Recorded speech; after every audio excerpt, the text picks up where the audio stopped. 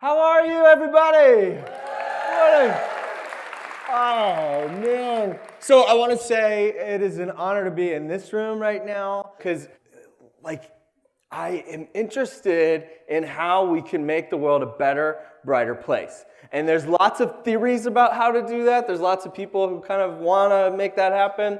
But I believe that if we're going to do that, that this is a room of people who are actually in the field, right there, to make something beautiful happen in the world. I have something important to share with you today. In fact, it's so important. Not only did I handwrite the word important, I recorded my voice saying the word important. Important. Because this room, my mission in life is to make sure that every kid in the world knows they're important. And then also, since you're former kids, but you at some point were a kid, so you count too. I want to make sure you know that you're important as well, and that we have something really incredible we can do. Because we live in a world right now where things can seem really dark. Where we have so many things that are going on that are troubling. And I want us to not be fooled by all the news and negativity and remember that the world still pulses with possibility. We don't hear that enough. We don't see that enough. We don't have enough people talking about what's possible. Instead, there's so much about the way things are, or people telling it the way it is, when we really just want to hear, how can we make things as they could be? And I think today, this is not just a room full of people at a conference. This is a bunch of people who are possibilitarians. And so this is, I want to begin your Q experience with this rally cry that it's time for possibilitarians to unite. Anybody who believes that things could be possible. And yeah. I get to visit lots of classrooms, and I always leave inspired by what they've taken. You go to some schools, and it's just, maybe your school is this way, it's just a bunch of cement blocks, and they put them together, and it's literally the most uninspired design ever for a building. They're like, let's just put the kids in there and teach them. Let's just put them away from the, And we do this to grown-ups too. We get cubicles, and we hide the grown-ups away in boxes. Just hide, go. And we kind of put them in these cement boxes. But you guys, you see this space, and it doesn't even matter. You turn it into this runway. You turn it into this place where imagination is cultivated, where creativity is sparked, where hope is unearthed, where some of the kids come from a place where at home they don't have a grown-up who tells them that they're important, and then you look them in the eyes, and you may not even use the words, but you show it just by who you are, letting that kid know they matter and they have a place at the table in the world. And letting them know that something incredible is possible. Now, how can we be possibilitarians? I've been on this quest to find out how can I surround myself with possibilitarians. So I've been spending a lot of time with kids, but then also I spent time creating a series called Kid President. And the whole idea behind that was, could we get the world to listen to kids? Could I present an image to the world that says, hey, here's how much kids' voices matter? And an image to the world that showed them, hey, kids, listen, there's a grown-up listening to what you have to say, and I'm transmitting it out to the world. And then in doing so, invited a lot of people into this imagination, where we mailed it was a soup can, but I told them it was a magic can phone. And we mailed it to people and said, you want to play? And they did. We talked to President Barack Obama. We talked to Michelle Obama, Tom Hanks, and we just kept calling him by the wrong name. We said, Tim Hanks. And it's really funny when you see somebody who's won an Oscar be like, that's not my... Okay, never mind. We've got to connect to so many people and invite them into this imaginative world. And let them know that maybe something better and brighter is possible. So today, I want to share with you a couple of things just to preview. Here are things Brad might say today. The time my brother-in-law thought he was being stalked by Pharrell Williams. Flowers and singing to them, is that a thing? The story of an explorer who discovered treasure in a nursing home. Plus, why the mailman made me cry a few weeks ago. Yeah, I know, right? while we're in the list-making mode, I'd like to share with you a few things I can't do, because this is a room full of people who do incredible things. You're very smart. You have degrees. You've read books. You've written books. I touched a book once. This is a few things I can't do, just to get that out of the way. I'm not a professional. I can't do math, eat with a fork, athletics, pronounce GIF correctly, organize anything, roll my tongue, work heavy machinery, go somewhere without getting lost, Excel spreadsheets, button shirts properly, open simple boxes, remember passwords, yoga without laughing, open a talk without saying something embarrassing, remember if I lock the door, even. There's just so many things that I'm unable to do. But there's something I'm trying really hard to do, and that's be a better grown-up. Like, how can I be the best grown-up possible? How can I be who I needed when I was younger? How can I be somebody that if I time traveled somehow and met my 10-year-old self, he would go, yes, great job. Change the shirt. Like, I want to be a better grown-up. So my life has been titled Operation Be a Better Grown-Up. And in doing so, I'm learning that it has a whole lot to do, and you guys know this because you're smart, it has a whole lot to do with being more like a child. And not being childish, because the world is plenty childish, but being more childlike. How can we be more childlike? To live with wisdom and wonder and whimsy like a child does, to see things the way they do, to be on a quest for wisdom, to be learning, to be in a quest for wonder where your eyes are anew, where every day is new. We were at the grocery store with my kids, and you know what? They saw something that was totally ordinary, and it flipped them out. Like my wife sent me this picture, and she was like, what do you think our kids are looking at? And this is Miles and Matilda. And the two of them are in the grocery store, and they were just delighted. And she's like, what are they looking at? I was like, I don't know. She sent me another picture.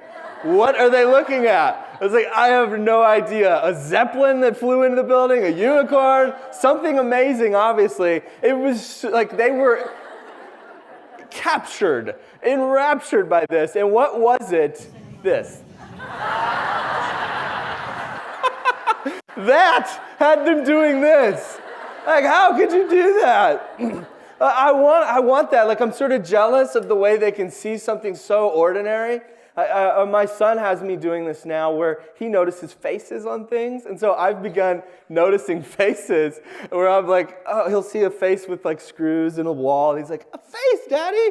And the other day I saw one in a urinal and I was like, I'm going to take a pic. No, I can't do this. I can't do this. But it's been great because my eyes are open to seeing things that I didn't before. Like that. So I think living with, where you're on the cusp of possibility, as a possibilitarian, you see things differently. You see them like a child does. One of my heroes, Fred Rogers, he, good grief, I can't even talk about him. I get cheered up. I did this thing where every time I was interviewed, I would mention Mr. Rogers. And I just constantly was like, Mr. Rogers said this, Mr. Rogers did this. So then the Fred Rogers Center called me. And I was like, oh, I'm in trouble. Like, no, we want you to come. And I got to go to the archives, and I got to hug Mrs. Rogers. And you know what she did? She booped my nose. And she grabbed my face, and she said, you are special. And I'm just crazy enough to believe her. Like, it meant the world. But at the archives, I was just weepy, and I'm going in, and they had these books that he had written, and so many scripts from the show, and the puppets, and I'm touching everything. And there was a book that was a medical journal, and it was for medical professionals who performed surgeries on children in their eyes. And I can't even say the word right? Like ophthalmologist, is that it? Yeah.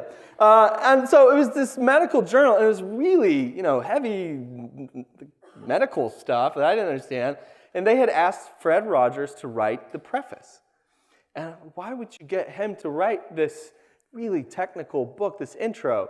The same reason, why would you get a pale, weird man who makes YouTube videos to introduce this? I don't know. But they had Mr. Rogers write this intro, and the very first line, like, what is he going to say to these medical professionals that would help them? What could he possibly say to them? And this is what he said. You were once a child too. To begin with that, Okay, I know you have all of this information about what a human being's eye does. I know you have all of these skills that you went to school for and degrees, and you have all of these things you've learned and strategies, but can you erase all that and just pause and think about this, that you were once a child too? What was it like to be in the hospital? What would you want from your caregiver? What would you want for them to say about your eyes, to do for your eyes? What would you want? And I actually asked about that line, and there was a wonderful lady there who actually worked on the neighborhood show, Miss Hedda Sherapin, and she would go through the scripts and help them, and she had actually helped write a piece of that intro to the journal. And she said she wrote this giant technical thing about children and remembering things and all, and Fred scratched through the entire paragraph and nailed it down to those 6 words. You were once a child too. That he had this gift of taking something very complex and simplifying it to be the most true thing. So for you in your classroom, can you ask that question of yourself? Can you remember that today and every day, that you were once a child too? Important. It's important. That you can remember. And so, in seeing the world like a child, you know that there's nearly 3 billion people in the world under the age of 20. And a lot of people see that number and they freak out because, oh no, there's more of them. Like, hide. You guys are possibilitarians. You see that number and you're like, yes, there is hope. Yes, what if every single one of them knew how much they mattered?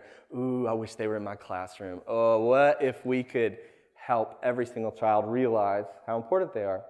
I was once a child, great shorts and legs. I grew up in a small town in Tennessee, a very small town. It was Denver, handsome, freckled. I once murdered someone apparently for an Easter egg. I don't know what that was.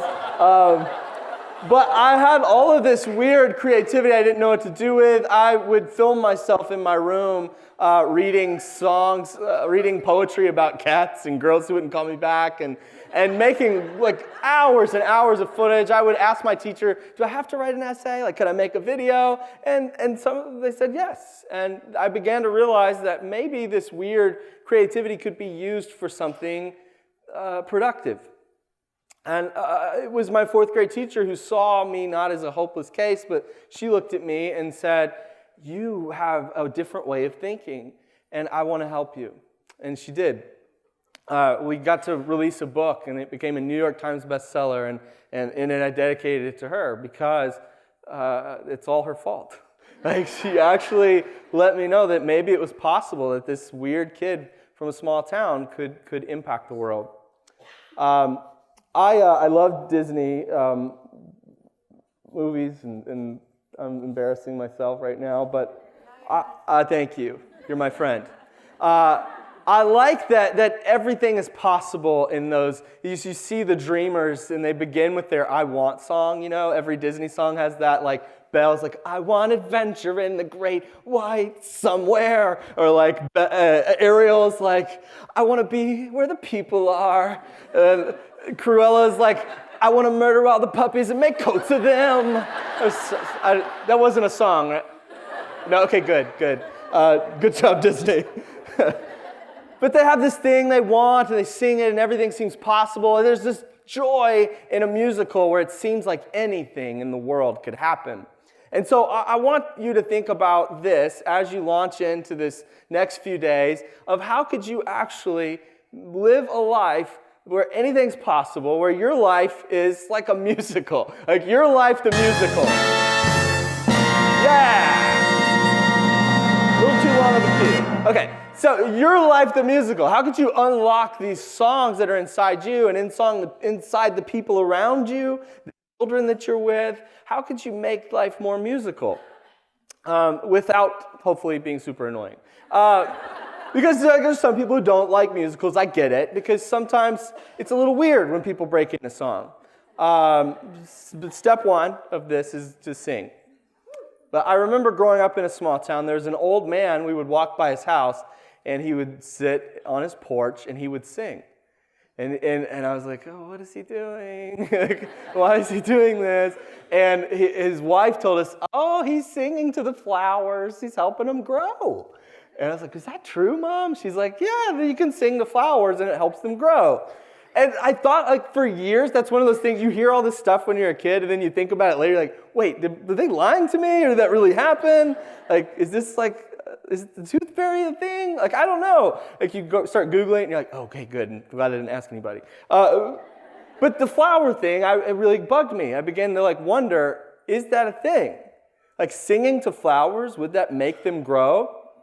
And I found like this trail of things where some people had studied it to see if the musicality, if it would like unlock growth, it would make something happen.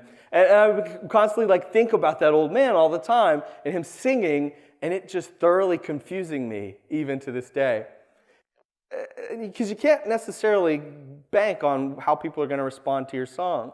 Like, I posted some videos online, and some people really resonated with them. Some people were offended by them. Some people thought they were a grand political statement. Some people thought whatever. You go to the comment section, and you die a little bit. But then, you just keep singing. We were at an event one time, and Robbie and I love to just sing in the car on the way to things. After, like, it's just being as ridiculous as possible. It's a contest to be the most ridiculous. And we were in this fit where we were obsessed with Pharrell and the song Happy. Like everybody in the world was. It had taken over the world. And we were constantly listening to Happy. And then we're at an event, and Pharrell Williams is there. And I'm like, that's Pharrell. And Robbie and I had been separated because he was off in this room. I had gone off to do some work. And so I was like, we've got to find a way to meet Pharrell. And then so I find this lady, she works for him, and then she says, oh, he loves your videos. I'm like, he's seen something I made, what? And then she's like, yeah, he'd love to meet you guys. And then so I was like, okay, so let's do this. And then I go to find Robbie. Meanwhile, Robbie is in his hotel room it had this balcony thing. It was this crazy nice hotel room. He's on the balcony, and he sees somebody across the way waving at him. And then he immediately goes, stranger danger, and runs inside. And then he comes running in, he's locking the door, and his mom is like, my mother-in-law, she's going, what's wrong? And he's like, there's a man, he has a gun, and he's trying to get me, and he's like, this big, long story. She's like, oh, okay, that's weird. And then he calls me, and he's like, man, there's this guy who's super weird and creepy. I was like, Robbie, I don't care. Like, Pharrell wants to meet us. And he's like, okay, let's go do it. We go downstairs, and I'm like, it's Pharrell. And Robbie goes, it's the guy, stranger danger. Like, stranger danger, no. And but then they got their picture. It was this really special moment. And Pharrell's like, yeah, you really seem to be weirded out by me. And he's like, I thought you had a gun. It's like, no, I didn't. I'm just Pharrell. So you can never quite know how you're going to be perceived or how you're going to be received in the world, but you sing anyway. And I've been learning that when you sing anyway, you begin to realize maybe what's best is to actually sing what's in my heart. That's what the Disney characters are doing. They're singing what they actually want, what's deep down inside them. But how do you find that? And it takes digging deep in a mind. It takes like going into this, I began to make a map. And as the mines of hustle is this place you have to go to search for diamonds. And they're not like money. It's a diamond of heart. When you really begin to search inside and you find this heart, you have something really special to share with the world. And in order to do that, you sort of need a compass too. So, and I think that the explorers most capable have a compass unbreakable. Like you have this compass that guides where you go and where you're going to go. So then I made a map of this whole thing, and I called it the Maker's Map. And I began to send them out to different people and sharing them in classrooms. And because it really was just something to help myself. Because there's so many dangerous places in the creative journey. Like if you really want to make something that's from the heart, it can be treacherous because there's lots of places. There's Inspiration Island, where hopefully, you feel like that's where you are today. You're at this place where everything's inspiring, but you can't live there. You can't stay there. You can't live off off conference food all the time. Like you have to go out into the world and actually apply this stuff. This is like the group huddle for the football game. You have to go out on the field and play. So Inspiration Island, but then there's this water you have to cross, the Sea of Insecurity, which is, I have a boat there that I live on. It's this place you have to cross to get to the next place, which is Doubt Valley. And on Doubt Valley is a place where you're like, is this thing even matter? Like, is this worth the struggle? Should I drop it? Are people going to care? Like, what are they going to say about me? Or you could just like kind of go and move your stuff over to the cliff of comfort. It's really nice. It's comfortable. You got a great view, but it leads nowhere. Or you could go like to the fog of fear, which is this place where you know, maybe you're there right now. You're like, I don't know why I'm doing this job. Like, where am I? But it's really this fog around you because you don't have a clear vision of what's actually ahead. Like, what's possible next? The tar pits of approval, the comparison canyon, the comments section. There's no life there. But where you want to get to and where I need you, where the world needs you, is at the campfire. We need you to come to the campfire, this place where for countless years mankind has gathered around a fire for its warmth, for its community, for the stories that we can share with each other, for the gifts we can give, the inspiration, the food we can nourish each other's souls with. Is your classroom this campfire maybe? Maybe this is not Inspiration Island. Maybe this is a campfire too. If you're doing it right, you're going from these different places on the map and you keep coming back to the campfire, either to listen or to share or both. I yesterday shared this idea with some elementary school kids. Pin Grove Elementary, yes, and Phillips, nice hat. And I just, it was wind in my sails. It was just so much fun to meet these kids, and I would share with them the map. I would share with them what they could do, and then I gave them a blank sheet of paper. I said, this is not a blank sheet of paper. This is just a big pile of possibility. What do you want to fill this blank sheet of paper with? It's got nothing on it, but could you, this is a challenge, could you fill this blank sheet of paper with the most joyful thing in the world?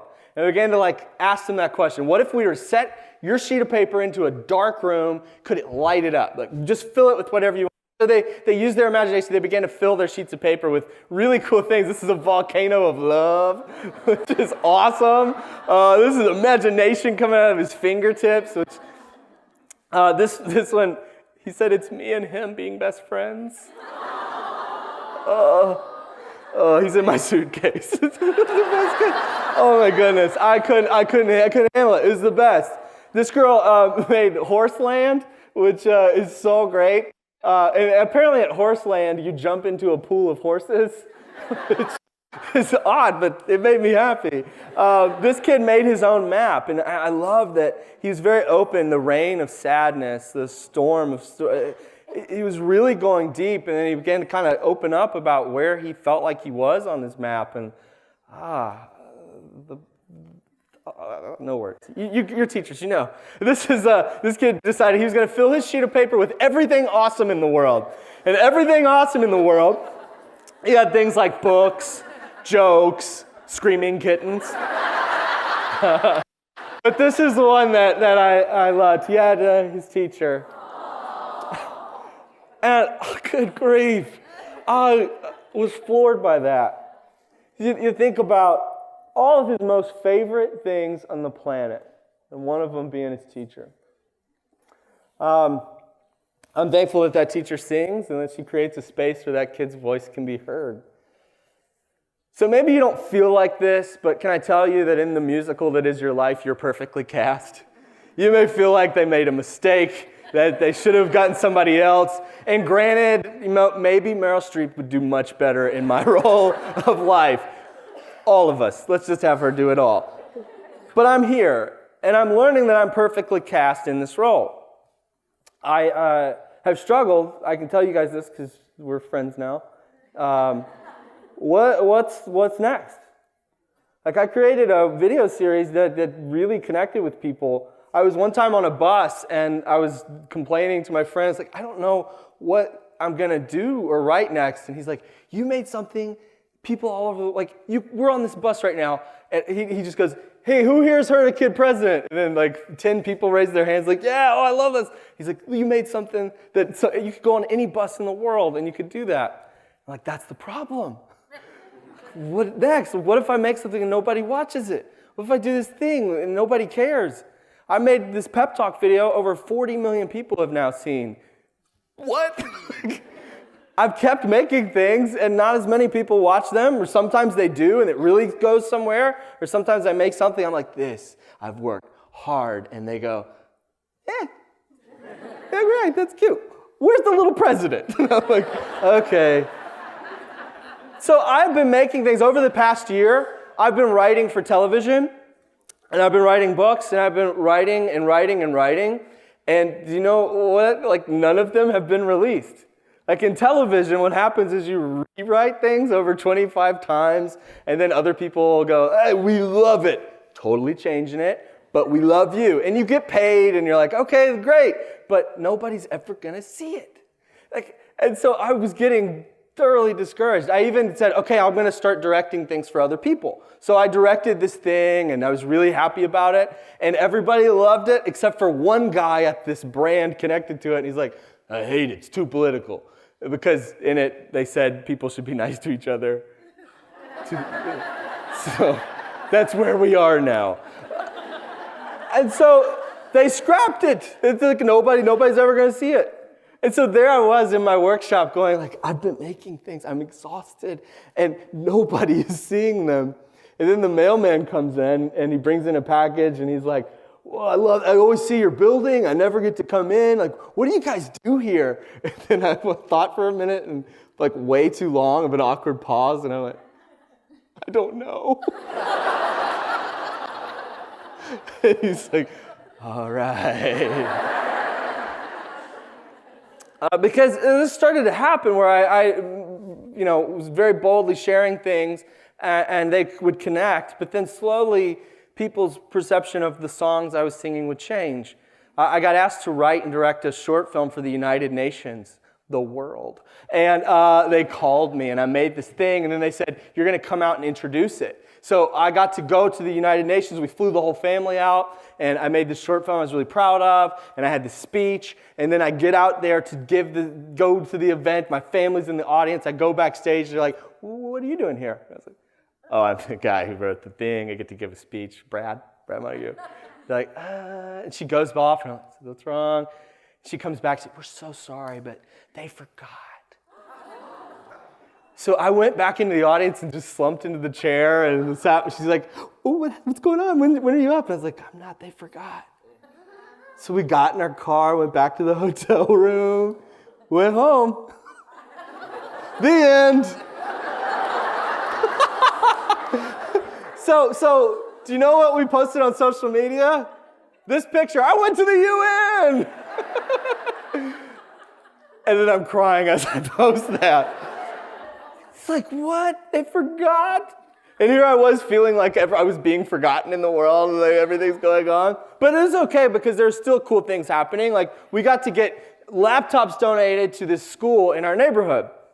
I worked like over a year on this.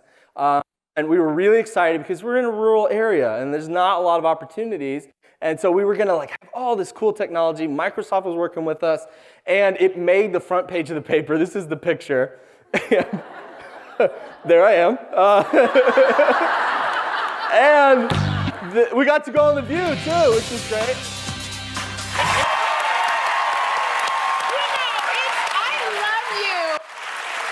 President, I don't know if you're aware of this, but we have been trying to get you on our show for several years now, and I'm so happy you could join us.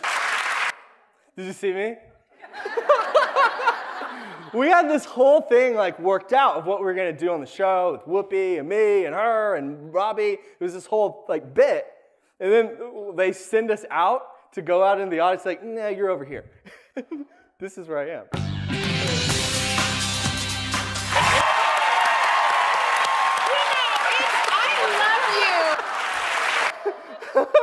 Right there. So my mom's like, I saw you on The View. I'm like, let's don't do this, Mom. But you do these amazing things, and I'm learning that no matter like what incredible thing happens, there's still some sort of little voice inside that tells you maybe you're not enough, that you can forget. And I know that you guys are rock star teachers, but I also know that you're doing the most important job in the world, and yet you feel like maybe you're miscast. Like maybe it's not working, maybe it doesn't matter. We did this is Beyonce finding me adorable. And she loved me. It was great. We filmed with Beyonce. I don't know if you've heard of her. And after we filmed, she looked at me, and I was like, "That's great." And she looks at me, the guy behind the camera, and goes, "Was I okay?" And I'm like, "What?" You're Beyonce. Yes, you were. Why are you looking at me? And it hit me because this happened not only with her, it happened with lots of different people. It happened with President Obama. We were in the Oval Office, like his home turf. And after we finished, he's like, "Was that okay? I could do it again." I'm like, "No, you're the president. Why are you looking at me?" I pull out the list of things I can't do. I can't eat with a fork. I can't do this. You're good, man. And we do these things, and you do these things where you share beautiful things from inside you, and then you're like, "Am I okay?" And you have all of these children around you who are looking at you. Maybe they're not saying it with their words, but they say, "Am I okay? Did I do okay?" And what an incredible opportunity you have to look at them every single day and say, "Yeah, you're Beyonce." Do you know that? And I want to say this to you, like you're probably like, I don't know if I'm doing this right. You're okay. You're Beyonce. This is a joyful rebellion. You're not just like doing this because you want a job. You're doing this because you are joyfully rebelling against the way things are to create the world as it could be. You are a joy rebel, a possibilitarian. You are somebody who is on the good fight to bring joy and hope to the world. My name is Brad, and that's what I'm trying to do. I have had to learn that maybe the things I make, my best work, might not be seen by 40 million people. My best work might just be what happens with the people next to me. Like maybe my best work will be with my children. Maybe my best work will be as I direct a summer camp, and I spend time face-to-face with just a handful of kids in the summer. Maybe that's my real masterpiece, the real work of art. Maybe for you, your best work, like you'll get recognized for some program, you'll get recognized for something really cool, but you're fueled by love. You're not fueled by applause. You're fueled by something bigger. So maybe you're discouraged, and I have this advice here for discouraged sailors. And I need you to stop, steady your boat, study your compass, and seek the wind. Anytime a boat is stuck and the sailor's discouraged and they don't know what to do, maybe this is a room full of discouraged sailors. I hope not, because it's like pretty early in the school year. So, but jot this down, okay? Because we need you to pause, steady that boat, get back to your compass, and then find the wind, because we need you out there. We need you. Not just your kids.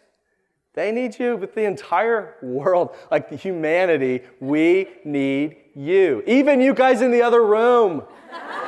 We need you. So the next thing is very important. It's to remix. So if everything around you is cynicism, how can you turn that to curiosity? If everything around you is noise, how can you actually find beauty? That's one of the things I've been on a quest for, like, in all of the noise that's around us right now, can we find something beautiful? This is Paulo Coelho, who wrote the book, The Alchemist, among many other things, and I got to send him a can phone and talk to him. And one of the things he talks about, he doesn't describe himself as a writer, but as an adventurer looking for treasure. And when you see it that way, then you're kind of like, okay, I messed up with that, but I'm going to get to this treasure. I'm doing this, but I'm actually on a quest for treasure. He's an adventurer on a quest for treasure. So I set up a toll-free number, as you do, and I began to ask people, could you leave me a voicemail of something that brings you hope? Like, I want to like tune into a different frequency, so I want to hear what actually is bringing hope to the world. Can you share that with me? And so people actually, yeah, here's the number. They call it. Some people call it multiple times a day. But it's just kind of like they'll go, hey, I just saw this thing. It's really beautiful. Some classrooms have done it where they'll have different kids share something that brings them hope. And every day, I've gotten hundreds of these. And here's an example. There are so many things that give me hope. My niece gives me hope. Things that give me hope, my kids, the smile on their face. People being genuinely interested in what other people have to say. Planting seeds and seeing them sprout brings me hope. Children who don't see difference. Avocados give me hope because they're not much to look at from the outside, but they are delicious. Have a good day. Thank you for doing this. I love this. See you. It's been incredible. Like, some people just laugh and then they hang up. They're like, whoa, it's real. And then my friend's like, what are you going to do with this? Like, I don't know, but it's feeding my soul. Like, I love it. So we've been like putting them together to create this big, hopeful audio project we're going to find a way to unleash on the world. So you can call that. But in finding the beauty in all the noise, I wanted to invite you into a story. And I had to fly here, and I didn't want anybody to mess with my story. So I put it in a box. And it says this is just an ordinary box. That way they would know it's nothing important. And but inside is a story I wanted to share with Q today. Is it okay? Okay. Other room? Yes. By the way, I feel bad for the other room. I wanted to do something for them. So here's the thought I had was corn dogs. But there's a problem because you can't like fly with frozen corn dogs. It's just gross. So we've arranged for the other room to do something really special. Can we do this, John? Are you okay? I'm a possibilitarian. Yeah. So I just feel bad that so I'm about to share this story with you guys, but the other room, like, I'm going to do an extra session today at 2 o'clock, a special story time, and they're getting tickets right now. Can you pass them out, guys? You got it? You pass the tickets out? Yeah? It's like Oprah. This feels good. So yeah, I'm going to be sharing some stories today, and you guys are invited as well. It's 2 o'clock in here. That's good? Yeah? Oh, that's good. So this is a story that has been helping me, and I want to share it with you. Now, it's about birds and the songs that birds sing, and here we go. So now, all the birds sing beautiful songs, right? It's what they were made to do. But every now and then, like us, even birds forget that too. I meet this little bird named Rodney. He's shy as he can be. He sits all alone, just quiet in his tree.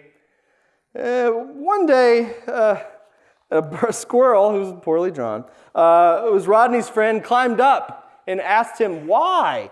You sit up here all day in your tree? Bird friend, why are you so shy? Well, Rodney the bird lowered his head and softly began to cry. He said, you're my friend. Here goes. I have no reason to lie. All the other birds sing with such ease, like Cardinal, Claire, James. I like James. But I could never sing like them. You see, my song just doesn't sound the same. I'm really into hip hop. Laying down sick beats. The squirrel looked a bit confused, and Rodney said, here, let me show you what I mean. So Rodney pulled out a microphone and hit play on his tape machine and then began to bust rhymes like nothing the trees or woods had ever seen. Rhymes that filled and shook the branches and lit up the woods that day, the sound of which all the other birds simply couldn't look away. What is Rodney doing? Asked one bird. Others asked, is something wrong? I'm not sure what I'm hearing, but I don't think it's called a song. Did he just take a piece from Cardinal and mix it with a piece directly from Claire? I think that's called a remix, said one bird. The birds had never thought to share. He would take one song from another bird and mix it with another song. That's all wrong. But he was creating something even bigger, an even better beautiful song. Well, some of the birds were upset. Some left and yelled nasty tweets.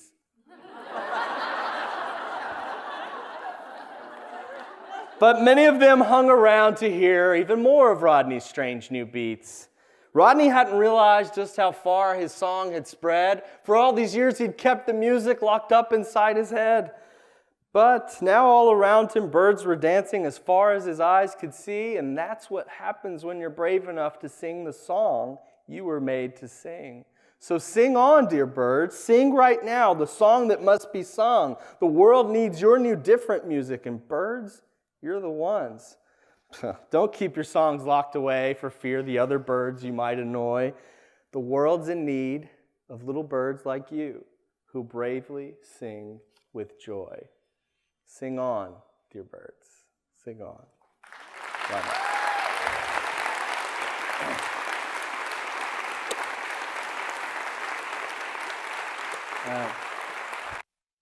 I have a map here for somebody if you want that. Yeah, there you go. I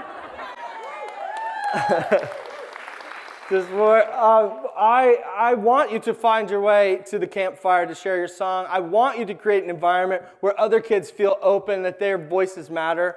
That story is one that I kept hidden away for a long time, and then just was like, I'm going to post it. I'm going to do it.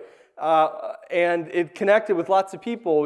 It's one of those things that took on a life of its own, where it's been used in classrooms and businesses, where they find ways to use it. Sesame Workshop has been using it. This is a table decoration some people made. Somebody mailed me a bird that thankfully was not a real one. All because I shared my voice, inviting other people to share theirs. And I believe, like you believe, that every note belongs in the symphony, which requires us to listen for the melody, to listen for the places where people can be joined in. And the music is all around you, even though sometimes it's hard to hear amongst all the noise and cynicism. Can you find the possibility? This is a video from an astronaut. And you think about a possibilitarian, you think about somebody who's been to space, right? This is Commander Ron Garan. And I asked him why so many people have a dark vision of the future. And here's one of the things he shared. There's something about being, detached from the only planet you've ever known that makes you realize how we're all in this together, and we have all these amazing problems, these seemingly intractable problems. And what really hits you in space is it doesn't have to be that way. The reason why they're seemingly intractable is because we don't know how to work together. We think that there's us and them. If something happens on one side of the planet, a natural disaster or some kind of tragedy, we think, if you're altruistic, you think, oh, those poor people over there. But that's the wrong way to think. It's not those poor people over there. That's us. That's us. If your music is not shared in the symphony, we're missing a vital note. That's us. If there's a child who doesn't feel like their voice matters, all of the world is missing out. If there's somebody who feels unimportant and they hide away, and we don't unlock the possibility within them, we've lost something important. I think not only about children, but about some of the many voices that have maybe hidden things away. Maybe there's a cave of untold stories and unsung songs where things that should have been shared with the world are still hidden. The greatest secrets are always hidden in the most unlikely places, Roald Dahl. But one of my friends was in a nursing home and told me about a lady he met named Martha. And Martha's a lady that everybody just sort of thought, oh, she's a sweet old grandmotherly lady, when actually she's really classy and writes kids music. And she had been writing it for years, and a lot of people didn't realize she had been writing music. But she had countless pieces of music, and she would sit in the cafeteria and began playing, and they discovered that she had all of these songs inside of her. This is a clip of the lovely Martha. You're Get Ready to Fall in Love. What are you doing? Are you still doing them? Lord help. Where are you going? Where are you going, my fair lady? Where are you going? Where are you going? Going to the fair. I love her so much. She has these songs about orthopedic shoes. She has songs about everything. And what I love is that she had this, and now she's come to life as they share them.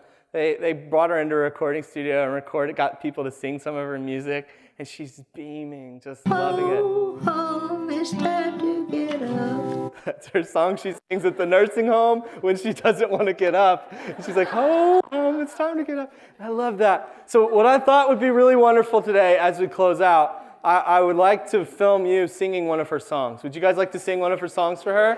I can share this with Martha and let her know that anything is possible even in her old age.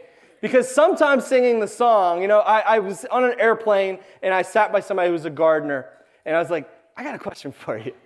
When I was a kid, there was an old man who sang to flowers. Is that a thing?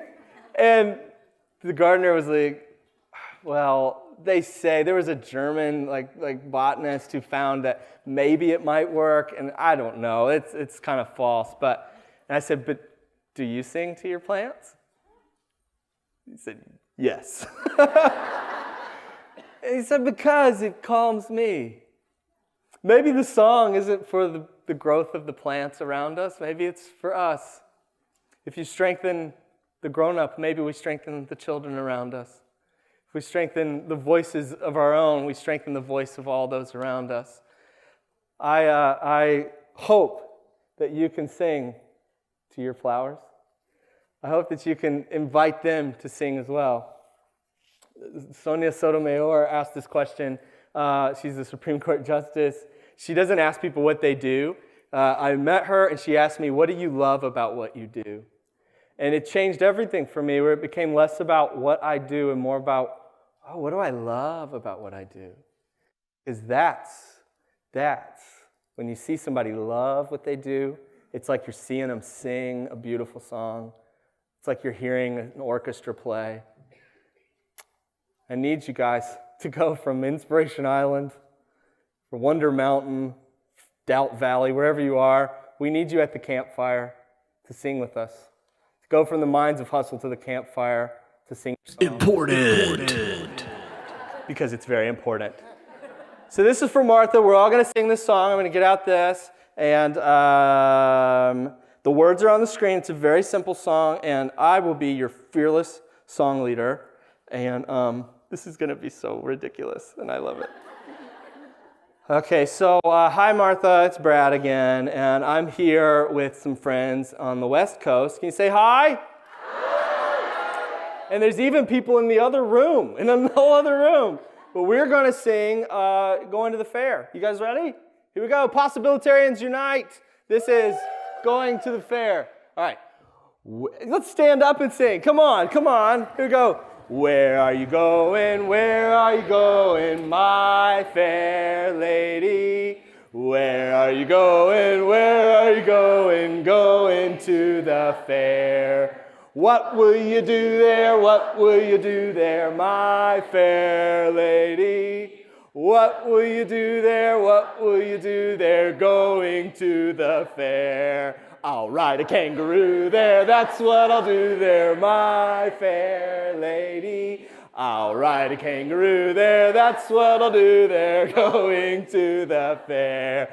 What will you wear there, what will you wear there, my fair lady? What will you wear there, what will you wear there, going to the fair? A flower in my hair there, that's what I'll wear there, my fair lady. A flower in my hair there, that's what I'll wear there, going to the fair.